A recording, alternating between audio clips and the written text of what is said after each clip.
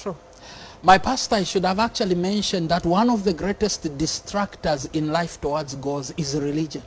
And I should mention that religion, when approached without wisdom and understanding, has destroyed many people's lives.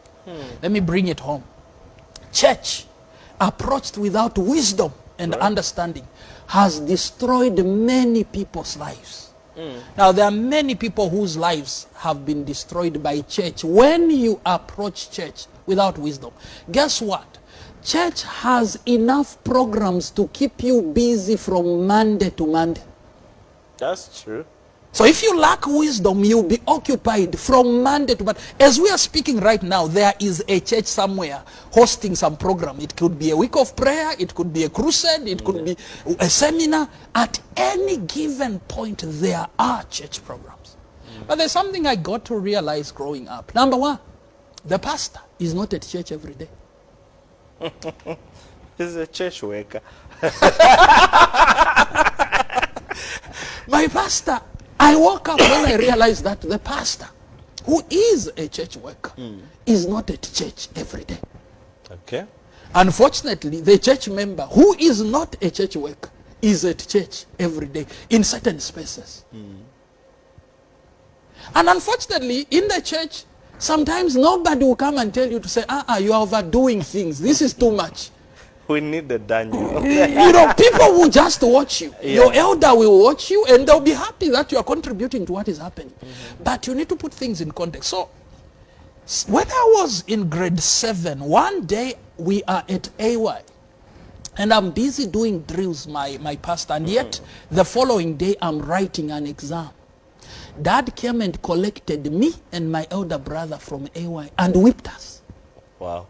Now, Dad was collecting us and whipping us from AY, was himself the first elder. His wife was the Dorcas leader.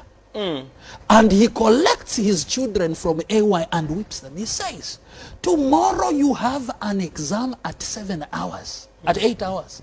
You are here from 14 to 17 doing drills, right turn, left turn. That's lack of wisdom.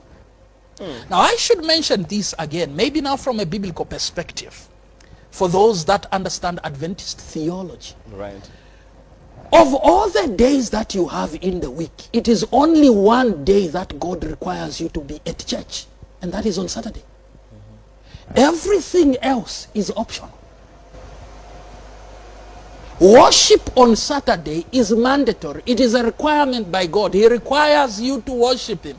And by systems we have created, we need you to be at church, at the synagogue, whatever it is called, present there. For our friends, maybe worship on Sunday, go on Sunday. But from Sunday to Friday, being at church, whether you are singing at a quartet or whatever, it is optional. It is not mandatory.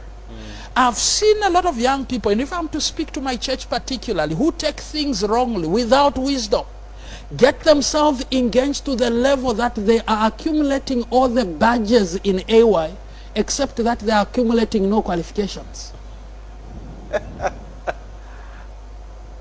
5 years down your line, your sash is full, but your CV is empty.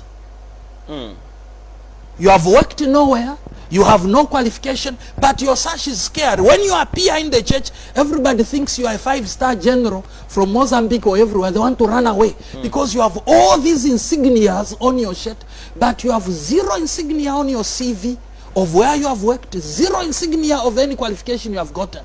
And as church leaders, by the way, for those that are listening, let me make this very clear. I am an invested master guide. Right. Who has trained many master guides, who has served at different levels of youth ministries. I was the Lusaka Conference Campus Ministries president for 2 consecutive terms. So I'm speaking as a person who is very active in the church. I'm an evangelist in this church, whose ministry is very wide in and outside this church. But I have the wisdom to know that there is a time for everything. There's a time to study, there's a time to work, there's a time to pray, there's a time to go to church. Don't mix these things. All right.